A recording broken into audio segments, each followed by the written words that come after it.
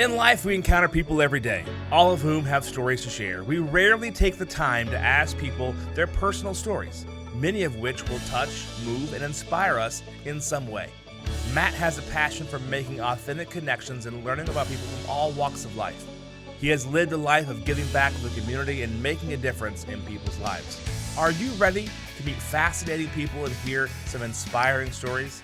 The Matt Hilton Show will introduce you to a world of possibilities you never knew existed. Sit back, be present, and enjoy. Here's your host, Matt Hilton.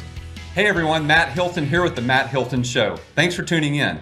Today's guest is a returning guest, and we're going to dive deep into the 4 values of her company that she works for. I hope you enjoy what's coming up. Stay tuned for a word from our sponsor. Inspired, experienced, customer focused. Find a mortgage that fits your needs with Maria Leach at First United Bank Mortgage, specializing in construction and closing all types of loans, including jumbo, portfolio, conventional, FHA, and VA. A tenured team, outstanding service, competitive programs. Finance your dreams with Maria Leach at First United Bank Mortgage. mleach.firstunitedteam.com, 214-316-7915. mleach at firstunitedbank.com. Member FDIC, Equal Housing Lender. Today's guest is a returning guest. She's also our premier sponsor, and that is Maria Leach with First United Bank. Maria, welcome back to the show. Thank you. It's good to be back. You're welcome. Thanks. Yeah, so a lot has happened since we visited. I think it was back in June. And so, I mean, we see the trees behind us that are changing colors, and something else that's changing is the real estate market. So we're going to get into that here in just a minute. But how was your Thanksgiving? Oh, I had a great Thanksgiving. How about you? Yeah, it was good. It was good. I do a Friendsgiving for people who don't have a place to go for Thanksgiving, whether it's they're new to the area or they're recently divorced or whatever the case may be, right? And they just don't have a place to go. So instead of them eating alone, I just open my doors and invite people to come over for a meal. Oh, that's awesome. So my kids are there with me, and I feel that's a great experience for them to have. And to meet new people and to show that we can have people that we don't even know in our house and it's going to be okay. Oh, that's really nice. Yeah, so I've done that for the past 4 years, and it's been a blessing to me, for sure. So what'd you do for Thanksgiving?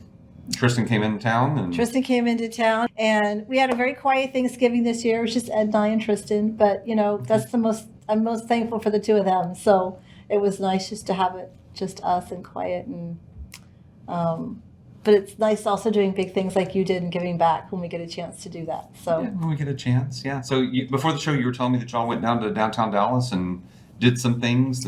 What'd you do? We went down and we saw A Christmas Carol, which was really exciting as a play. Yeah. And then we went to the Nasher, and then we we'd never seen the Crow Asian Museum. And anyone who hasn't done that, it's beautiful, it's lovely. Wasn't crowded. It has tons of minerals that are just amazing, and all the stories on all the art pieces are really interesting. So it's not just a visual, but it's also kind of like a little history lesson. That it was a beautiful museum. I loved it. Yeah. Interesting. So Liked it. Your favorite part, was it the minerals and stuff that you saw around, or was there another part of the Crow Asian exhibit that you liked? There were several pieces. A lot of it is the minerals. The minerals are phenomenal. I've never seen anything like that. And like they have things that look like clouds. They talk about water and different elements and everything. Mm-hmm. And to see the large pieces that are just grown naturally. A lot of the double crystals too, like topaz mixed with something, was really neat. But it was really the history. I mean, there's things in there from 1350, 650 BC. Oh, wow. And then they talk about what dynasty they were from and what they mean. The meaning of all of them were very interesting. They're very spiritual. Mm-hmm. So it was fun. Fantastic. Yeah, you can do a lot here in the Metroplex. And we were talking about, too, how you can just go to different places here in Dallas and feel like you're on vacation. It felt like a vacation. Tristan and I were just running around doing everything because he needed it for a school project. So we just jumped in and did it. And normally, you're sitting at home, everybody's on their phones, they're just, doing whatever. So it was really exciting because when you go to a museum or you go to a meal or you go to the plays, then you're talking and you're really engaged and everything. So it was a good experience. So talking about being on your phone, like, you just made me think of something. Is there any practice that you do as a parent to get the kids to put the phone away? Like, is there anything that you do in particular?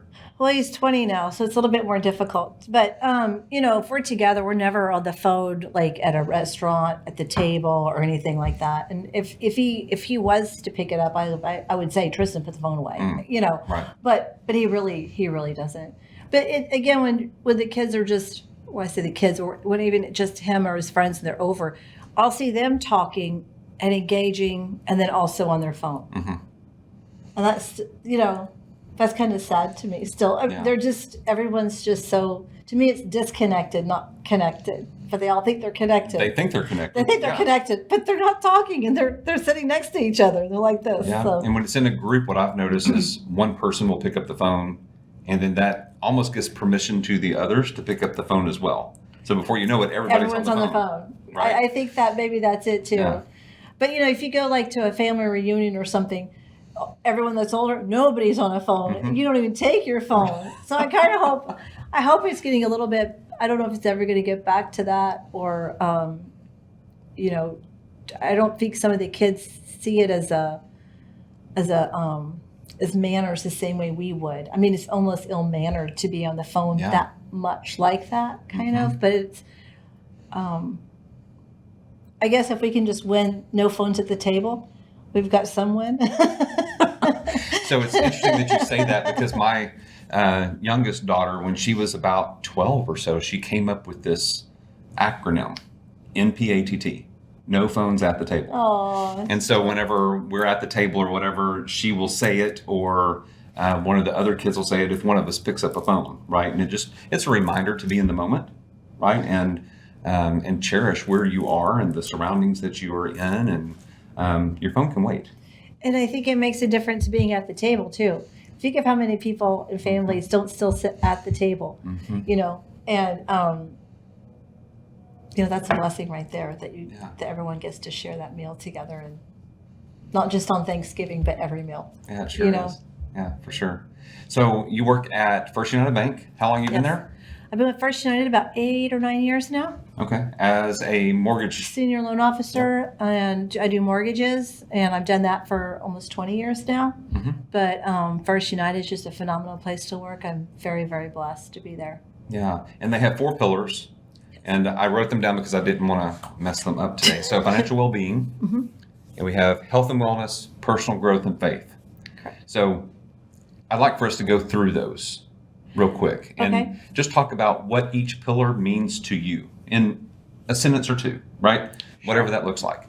So don't overthink it. Just kind of let me know what that means to you. So faith, let's start with the last one. What does faith mean to you? So faith is one of the first pillars for First United too. But for me, it just means that firm belief in what I wake up each morning, and I know what I know I have that trust in God that He's going to watch over me. Mm-hmm. I know that my day is going to be blessed.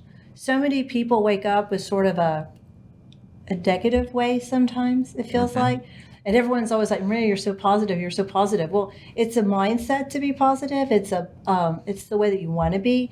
It's a choice. It's a choice, exactly. Yeah. My dad always loved a sunset because the day was over. I love a sunrise because the day's starting. And who knows what's going to happen that day.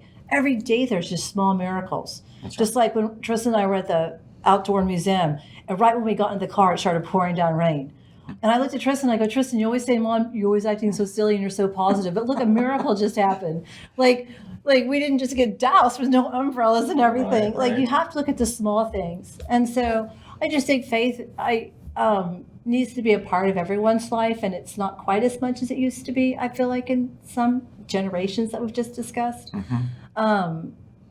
And it can be at every level. It can be that you go to church every Sunday, or it can be just something that you do within yourself. We don't have to judge that in any way. Yeah. But if you can just have a spirituality about you and believe that you're not the only person that matters, and there's others that you can give to, I think you'll be far more blessed. Right. And just a transparency moment here for me. So faith for me isn't just the Christian faith, right? So growing up as a Christian, I grew up in the Church of Christ, and grew up in a very conservative Church of Christ, right? And so I grew up thinking you had to be Christian in order to go to heaven. right? And that all other faiths were in the wrong, right?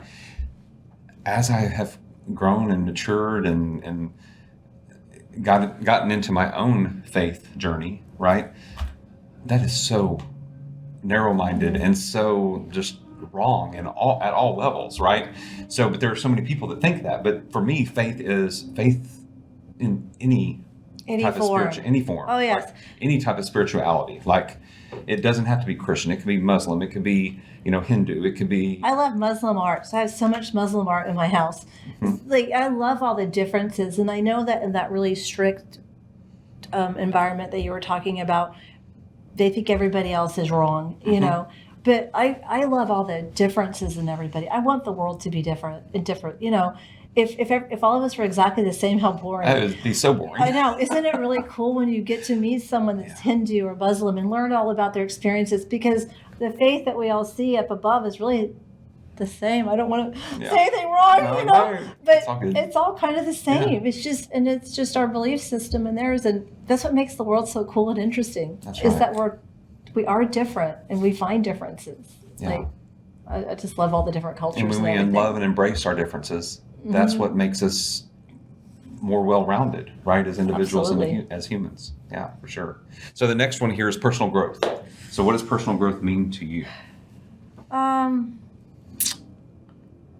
personal growth, like we were just talking, can also be in faith. You really have to grow in different areas. But personal growth, whether it's that's probably my weakest pillar in a weird way, because it almost makes me go straight to either faith or financial well-being. Because I'm always thinking about financial well-being, and if I'm picking up a book that I'm reading, a lot of times it's on something like that, which would be like my personal growth. So, but I think if I've been so blessed where I am in the place in my life today that personal growth isn't quite as high on my list as things to keep studying and learning as other things. But I don't have any, I have friends that might be going through a divorce, or I have friends that might have a little depression, or I have friends that, so then that personal growth is really a strong area that they need to be working in.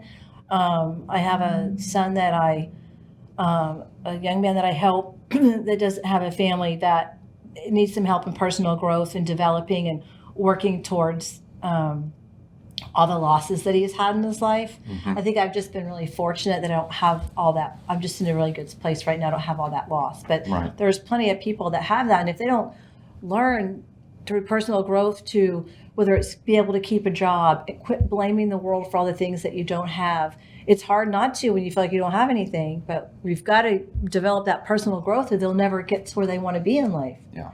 And it's hard to teach the younger kids that. They don't see, or in the ones I'm trying to help can't see. They get all involved in, I don't have, I lost. And at some point they have to let go, or they can't grow and get all the things I dream of them having. Right. So. Yeah, that's a great point. I mean, personal growth for me is just being in a growth mindset, right? And looking for opportunities to grow, whether it's with business, with, your spirituality, whether it's with family, whatever you fill in the blank, whatever it is. But I come from a mindset too, that you have to be in a growth mindset. You have to continue to grow or you become stagnant, right? So you continue to read, you continue to, learn about what's going on in the market, right? And come up with creative ways for financing for buyers, or whatever that may look like in your realm, right? For me, it's how to construct an offer better to make, get it to where it's a winning offer, right? And not just another offer that is a stale offer, right? So we have to come up with different ways, and the way to do that is to learn from others, right? It's not necessarily a new creative way that I come up with or that you come up with. It's something that someone before us may have written a book about or given a podcast about or whatever it may be, and we can learn from those avenues of learning. And just continue reading. People have stopped reading, and there's so much out there that we could still learn from. And I just love holding a book and turning the pages still. Yeah. I'm not really into the listening thing still, but I love having it. But Yeah, I just got into Audible, so how's in it the working? car. I'm in the car so much that I can't read a book while I'm driving. Right? I mean, Do you that's like not good. it though? So I don't like it as much as turning the pages, Right. but I do like it because it's better for me. It's better than listening to the radio. Fair enough. Right. Are there certain kind of books that you have to listen to that if it's going to be Audible, more like a lesson more than like a novel, or have Yeah, you so tried I'm just the both? opposite. Oh, So really? yeah, Okay. so on Audible for me, it's listening to like a fiction or a drama or something like that, to where I can get engrossed in the story, right?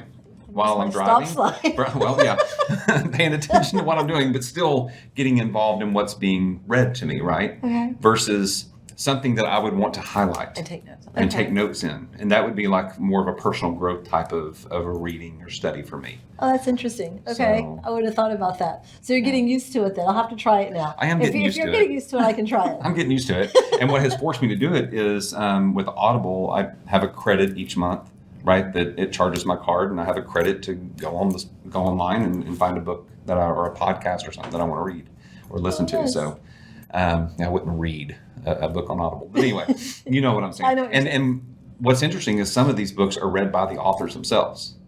So like one of my favorite ones, Matthew McConaughey, if you're listening, is Green Lights. And he reads Green Lights to you. Oh, that's nice. And so it's really interesting because having him read it, you hear the inflection, you hear more meaning behind the words, the way he right? meant Versus to someone say. else who just is reading the book. So Audible's a really cool. That might be my first one now. There you go. Go read it. Green It's Lights. great. It's great. I'll let you know. I've listened to it twice. Okay, awesome. it's I'm a going to good get book. it now.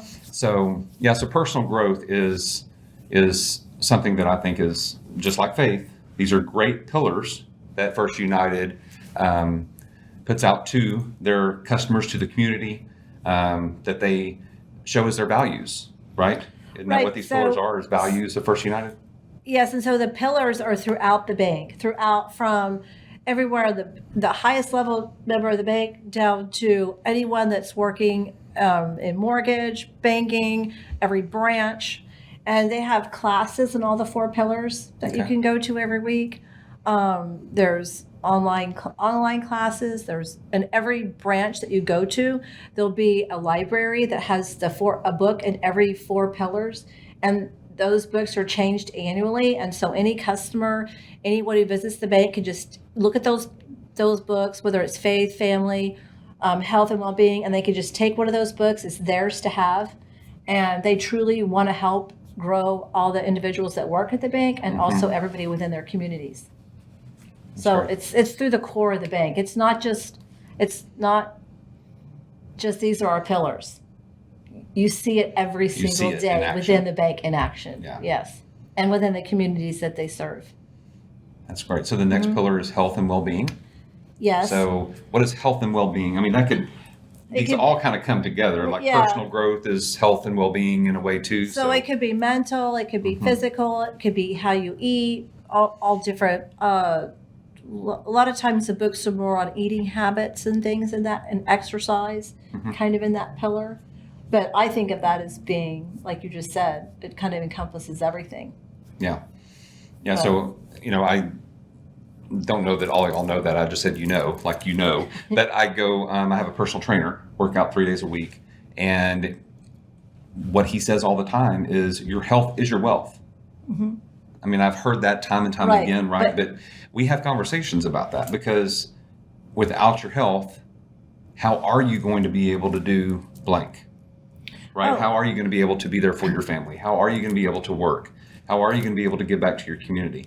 Without your health, you can't create that wealthy, and it doesn't have to be all money, a wealthy lifestyle, wealthy presence within your communities. And what people don't realize too is we see our parents aging. The parents that aged in a more healthy manner, it's so much easier. You see someone that didn't exercise. Now, my mother, I love her dearly, and she was just a reader, and so brilliant mind. But what she's going through physically now is just really, really, really hard to watch and difficult. And so it's really teaching me to make sure that we keep those activities going much, much longer. People don't realize how quickly that can come and catch up with you.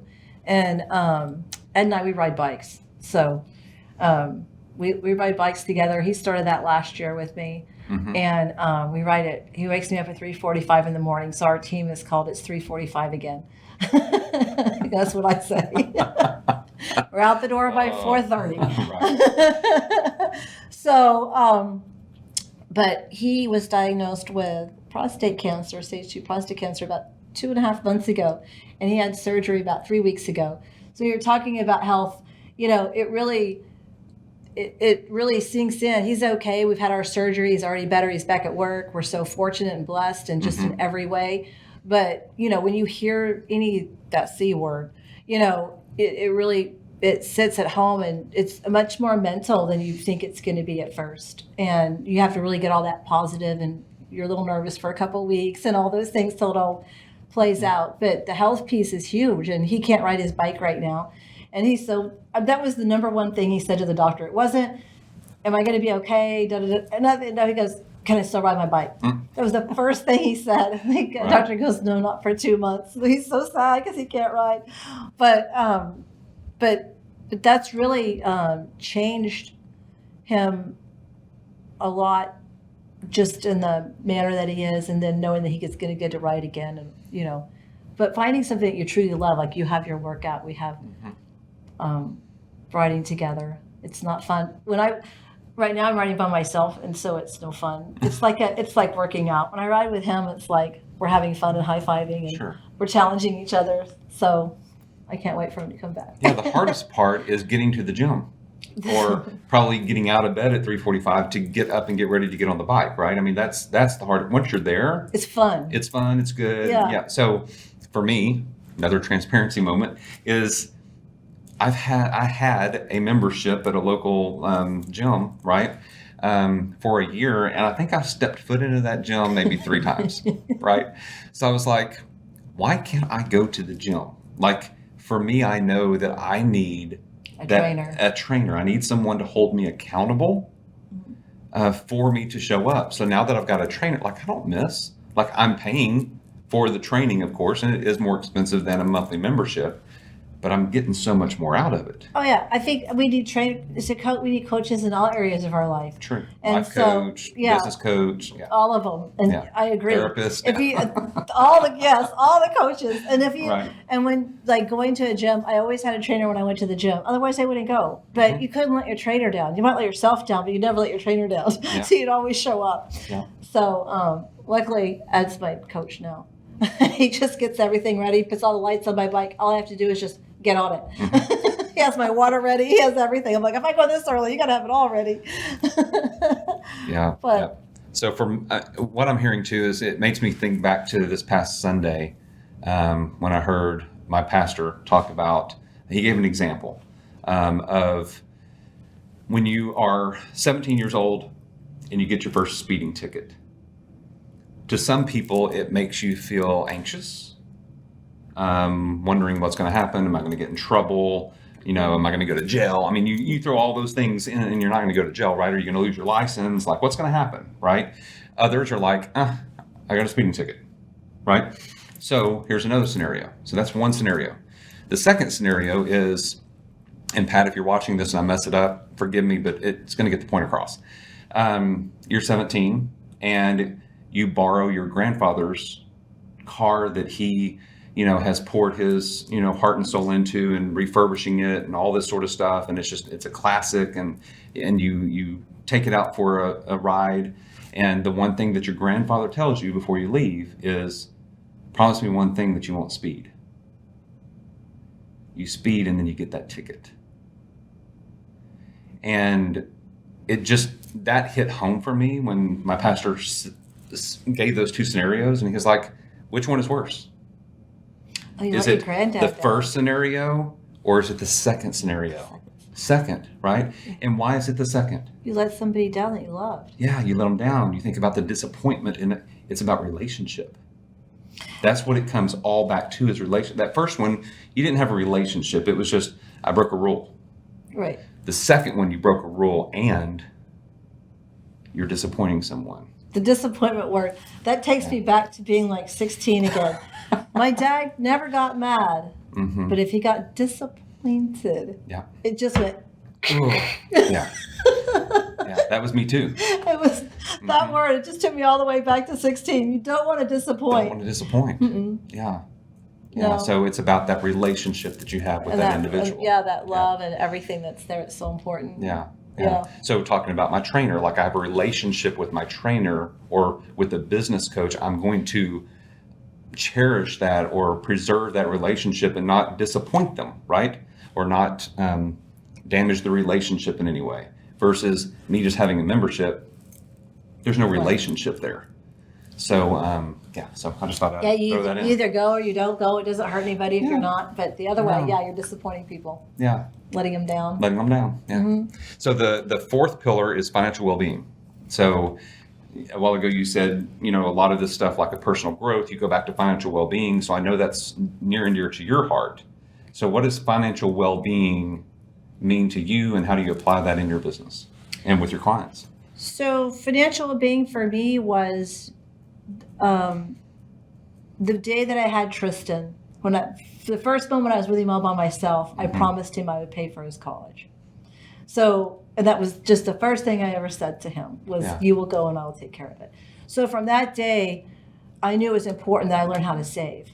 And I do like to spend some, but you have to save. And I had a business coach, and they reminded me that you take at least 20%, or at least 10, but try to do 20% of all that you make, and you put it in savings. And it's amazing how you can watch things grow like that if you're consistent and you always do it. And I've taught Tristan that since he was getting his allowance. He has more in savings than many grown-ups that I know. And it's just from Christmas presents, from when he works in the summer, he always has to put a certain percentage, just like clockwork, straight into a savings account that he can never, ever touch. And so it gives you that security. And I think about all the mistakes I made with credit cards, with debt. I mean, in my 20s, just not knowing. Yeah. And so if you don't have that coach, if you don't have the parent that teaches you those things, then how else do you learn besides making those gigantic mistakes? So financial well-being is just really important for me, and teaching my clients how to build their credit, how to fix their credit. How can I help them fix their credit? What can we do to help them get in that first home? What can we do to get them in that second home? I mean, it's all together. And there's nothing, people always talk to me about, oh, don't you like those $2 million houses or this or that? Sure, but there's nothing like helping that first-time home buyer get in their first house. You had to fix their credit. You had to teach them how to manage their money. You had to teach them how to save. It might have taken us 3 or 4 months, but we finally got there. That's their first house. That's their dream home that they finally got. There's nothing like that. I still own my first house that I bought. I'm ridiculously sentimental. So I couldn't go. I mean, I was I never thought I'd have a house at some point, it was one of those growth steps, that you finally get it. So I just think financial well-being in all areas is really important. It's important to teach our younger kids about it and how to develop it and how to spend properly. And then we also want to retire someday. Yeah. So, my personal goal is to put Tristan through school. That wouldn't be everybody's, but retirement's important at some point, and making sure that I leave a legacy for my children and my grandchildren is important for me too. So I want to leave the legacy. I want to make sure that he doesn't have to take care of me, that I have the means to take care of myself when I get older, whether there's health issues, hopefully not from all of our working out and writing and everything that we do, but things can happen. So there's just a lot for me in that financial well-being area that's important. For sure. And I heard something that you said too, and I think, not knowing Tristan, but I would think that this is where he is now with the amount of money that he has in his savings, right? Is that when he first started, he probably had the mindset of, I have to do this. Versus now he probably says, I get to do this. You know what I'm saying? There's some different mindset around once you get to a point in life and you're and maybe he sees the balances growing and all, and it's I get to add more money today. I hope he has the I get to do this. I'm not sure he's Okay, quite. Kristen, you need to have the I get to do think this. he's still a little bit at the I have to do this. Right. But like he knows he can't touch it. So what his dream is someday maybe to have a scuba shop. So what I always remind him is if you touch this, then it takes away from you having your scuba shop. And if you take from it once, you'll take from it again, again, and again. So you just never can take from it. Yeah. And I go, if there's something that you really, really need that's an emergency, then you call me. That's what moms are for. Yeah. You know, there's what truly constitutes an emergency? A sale? It's not really an emergency. Now, Ann and I might say it's an emergency because it went on sale, but it's not really an emergency. Yeah. So, I mean, there are just so many values that we have to think about. And like I said, I see credit so often, and I definitely didn't have perfect credit in my 20s. I mean, I do today, but it was a lesson I had to learn the hard way. And it's very easy to teach about credit. It's very easy to learn about credit. And so, you know, anyone who's on the podcast, if you have a question, let Matt know, and he can connect us because that's a lifelong thing that helps you in every single area of your life. And you might not be able to put your sons through school, but you can help them get those loans and get a very low interest rate. There's so many different things. You may not go buy a car cash. Most people can't, but you get a better interest rate so that you could afford the payment. I mean, it just, everything does revolve in our system, you know, around that credit piece for the health and well-being. It kind of starts there in a weird way. Yeah, for sure. For sure. And these 4 pillars of First United that we've talked about for the past half hour is, you know, I think each one of them, you try to maintain a balance of all 4 because like you said with your mom, I think from what you told me, she had a lot of personal growth. She focused on that versus the health and well-being. Right. Like you can put a lot of emphasis on one of these and the others get neglected, and your life is going to reflect that at some point. And it's so true in every single pillar. If everything's going perfect and then you're going through a divorce, does the health and well-being really, you know, it all has to stay in sync together. If you're not working on all 4 at the same time and one's way off, then it gets everything kind of out of balance. Yeah. So you have to have it all.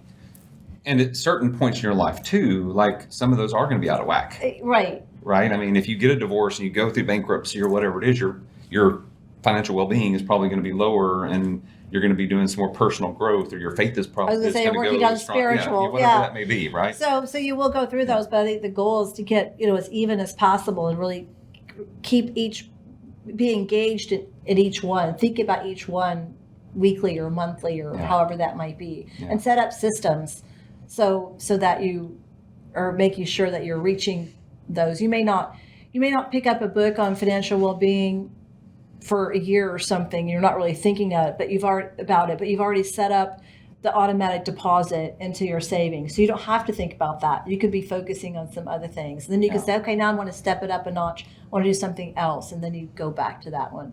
But if you get those systems in place, then really small system on each one, then at least you're kind of growing or staying stable in those 4 as you grow some a little bit more in one. Yeah, for sure. Hey everyone, thanks for joining us today for the Matt Hilton Show. Join us next week as we continue part 2 of our interview with Maria Leach. The Matt Hilton Show would like to thank our sponsors, Hilton Realty Advisors and Maria Leach with the First United Mortgage Group.